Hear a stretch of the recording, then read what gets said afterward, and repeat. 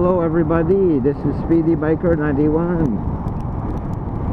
and today I want to talk about a different kind of topic. A topic I haven't done in never done it. I'm going to talk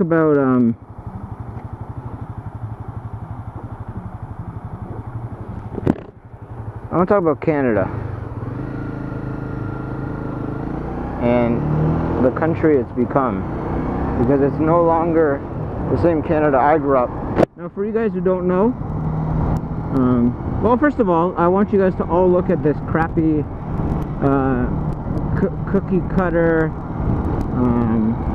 real estate right over there. Alright, all this real estate.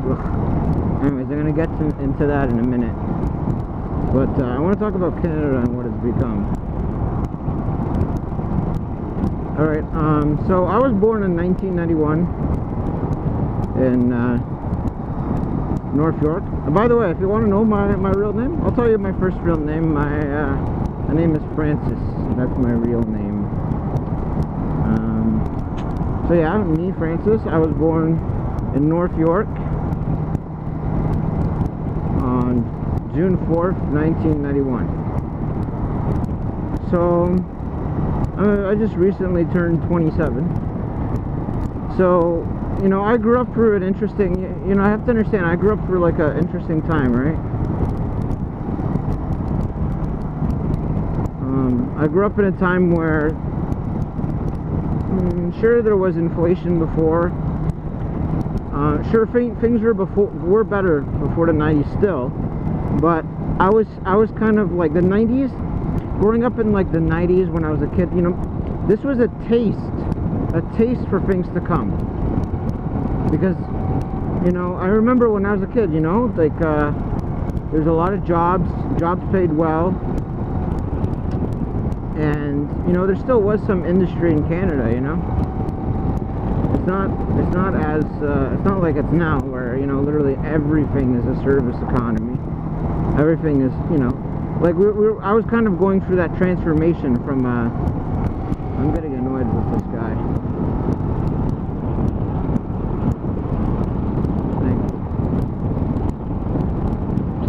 Yeah. I'd rather be ahead of traffic,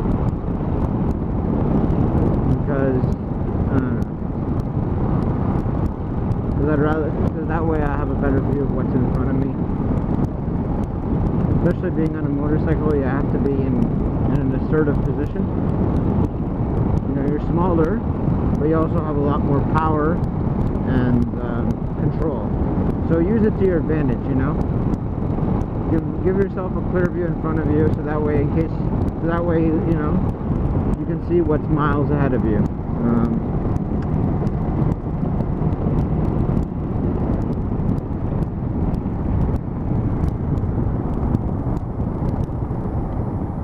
I'm telling you, you literally get every single light in this place.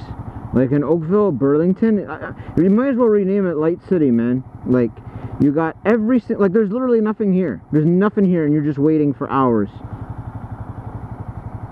Badly programmed lights, that's all I can say. Like, you know, 20 years ago, this was empty. There's nothing here. 80-kilometer road. Now it's 60, and you got lights every 5 seconds.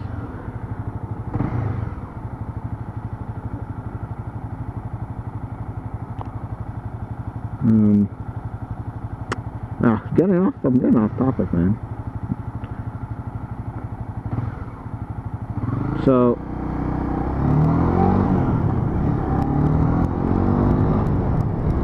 hello. So, yeah, I was growing up through kind of pivotal times, where we were transitioning from an industrial economy to a service economy. Like, that was kind of like the beginning stages in the 90s.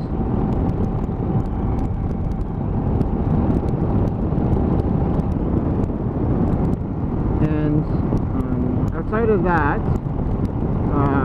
I remember when I was a kid, you know, food was very affordable. $100, oh man, $100 would get you food for 2 weeks when I was a it. It was amazing. I remember one time when I was 6, okay? I remember one time when I was 6 years old. Oh God, they're looking at me. Went to the grocery store. Why is the man talking to himself?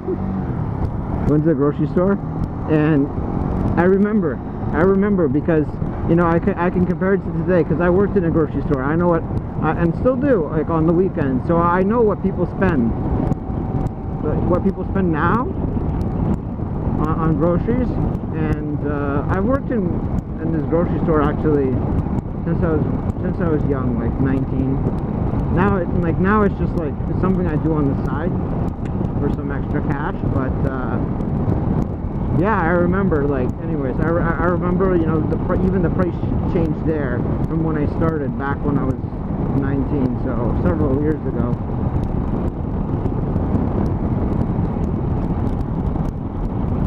But yo, oh man, like $100. I remember like $100. You know, we had a cart jammed full of stuff, and my dad was like, "Oh my God, we're spending $100 on this."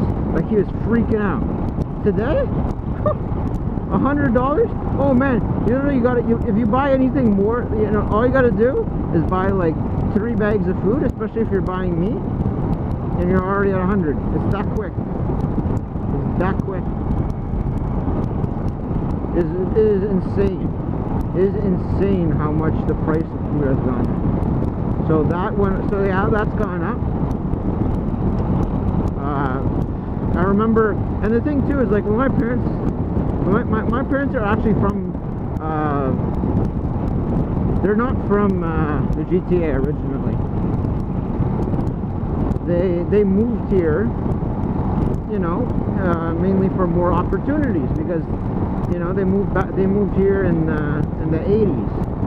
Actually, my mom moved here in the late 70s. My dad moved here, I think, in the early 80s. They're almost 60 now, my parents.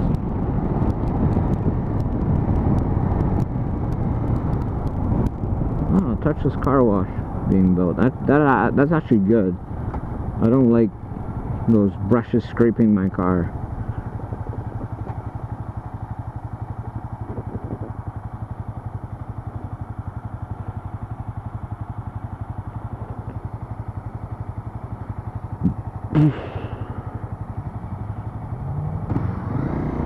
Some beautiful square boxes to own.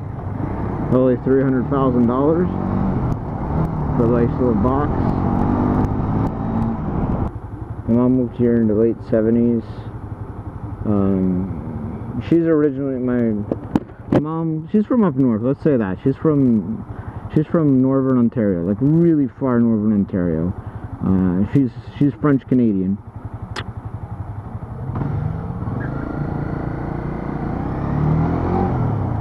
And that's also why I speak French. I'm bilingual.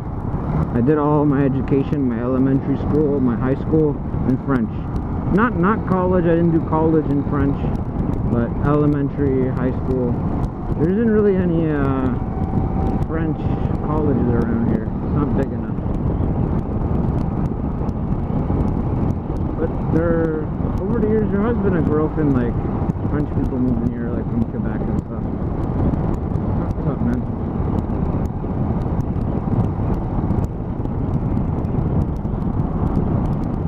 So yeah, so my mom's literally from the middle of nowhere. Like a tiny town, like I don't know. There's several thousand back then, I think. Now it's like only 1,000 people. The paper mill shut down. Very, very far north, like 9 hours north from here. And then my dad, interestingly enough, he is from Quebec originally, but he's an Anglophone. So you know, interesting political discussions growing up. Let's just say that, because you have 2 minorities from provinces that speak opposite languages, right?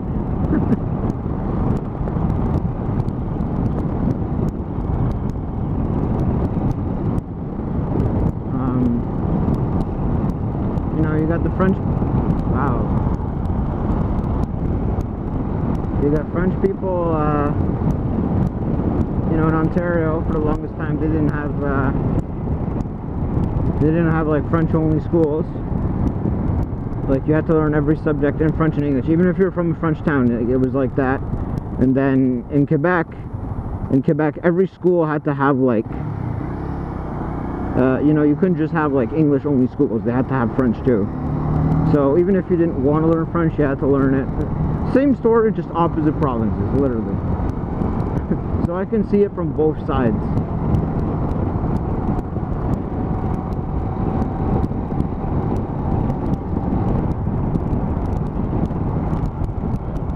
Oh, looks like a new development over there. We're like Burlington area now in Dundas. By the way, this whole area used to be like this used to all be like fields. It's not that long ago. It used to be, it was like an 80-kilometer highway. Now you got all these parts that are only like 60. Lots of traffic.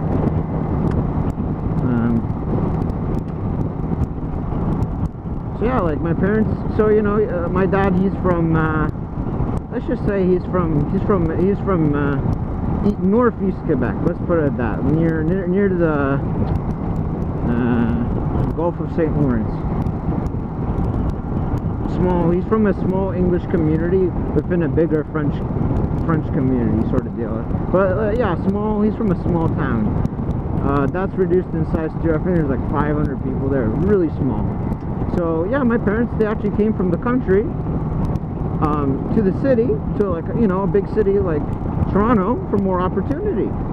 You know, more opportunity.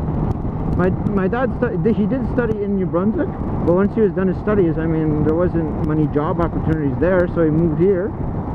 And now, you know, this brings me to an interesting topic, because, you know, back in the 80s, everyone was moving here, man. Everyone wanted to come to Toronto. You had all this inflow of people from small towns moving to, you know, the Toronto area, the GTA area.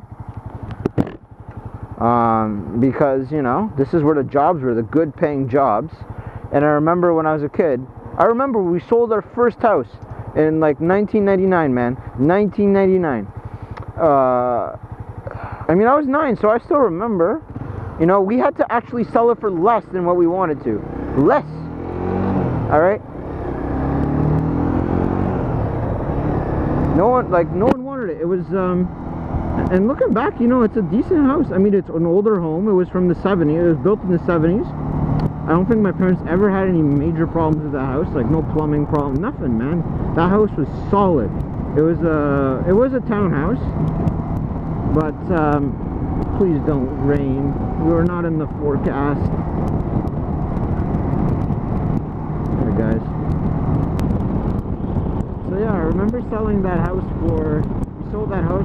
I think originally we wanted like 185,000 for that townhouse, because it was an older area. It's been around a while, right?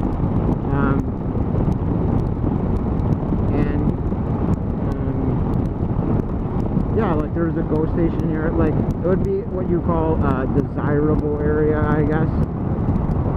But we could only, you know, I think how much? I think we sold it for like 175 or something. That's all we could get for it. And it was on the market for a long time, man. A long time. And then, so my parents, this was not long after my sister Isabel was born. She's about 7, like I think I said before, she's like 7 years younger than me. So, at first, you know, like it was only like a 3-bedroom house, right? But one of the bedrooms was used as a desk.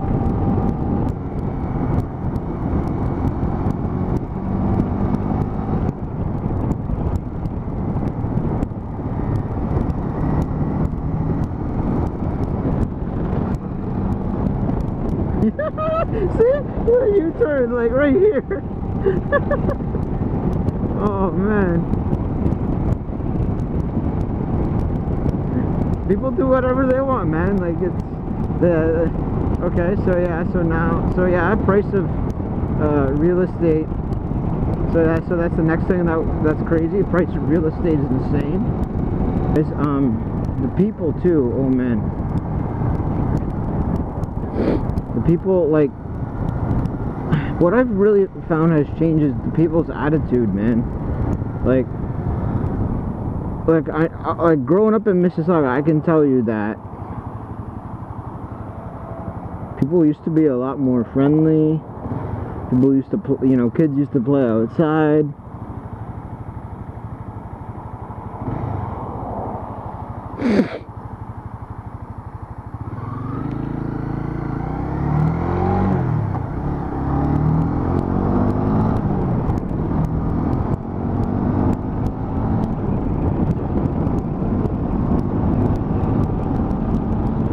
Like, I remember when I was a kid, you know, you would go to the bus station. Like, you know, you'd go to, I used to take a school bus when I was a kid.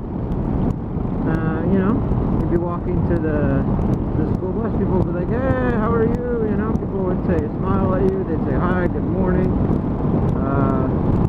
I had a good relationship with our neighbors when we were living in a townhouse. Very good relationship. You know, they were neighbors. They were basically like friends. You know, I miss that. And even the new neighborhood I had moved. I moved into '99. Like, I remember, like, every year we did fireworks together because we would do fireworks. Like one of my neighbors, he'd go walking down the street and ask everyone for a bit of money, and we'd all pitch in for fireworks. Everyone would pitch in, like, I don't know, $10 or whatever. And yeah, it was awesome. Like, we would have fireworks. Like my neighbor, like everyone, like, would decide, okay, well, we'll have the fireworks at like 9:30, like on Victoria Day, Canada Day. And we'd all gather around for like lawn chairs and whatever on the street. And yeah, it would go on for about 2 hours. It was so awesome. You know, I could only imagine trying to do something like that today. Oh my god, in a city like Mississauga. Yeah, right. But yeah, like, we used to have events with my neighbors. You know, I used to play with my neighbors, like ball hockey and stuff with the other kids. I got a basketball net one year. You know, we'd play basketball outside. It's just not the same anymore, man. Like, I've noticed a lot of kids don't even play outside anymore, man. Like, it's like they live a sheltered life. How are they ever gonna develop, like, social skills and stuff? It's not healthy. And, you know, I feel like everyone's kind of living in their own bubble. Like, everyone's busy working, you know, just doing their own thing, and that's it. Like, there's no sense of community anymore, is what I'm saying. And if there's anybody else in Canada who's watching this video, I'd like to know, like,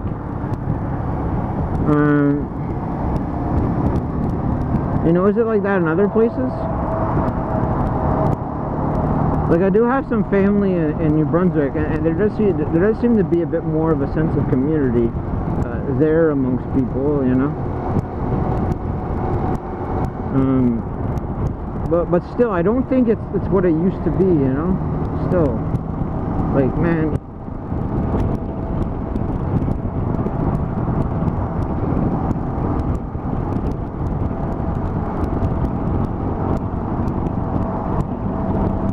Guys, thanks for watching. I hope you've enjoyed this video, and have yourselves a great night.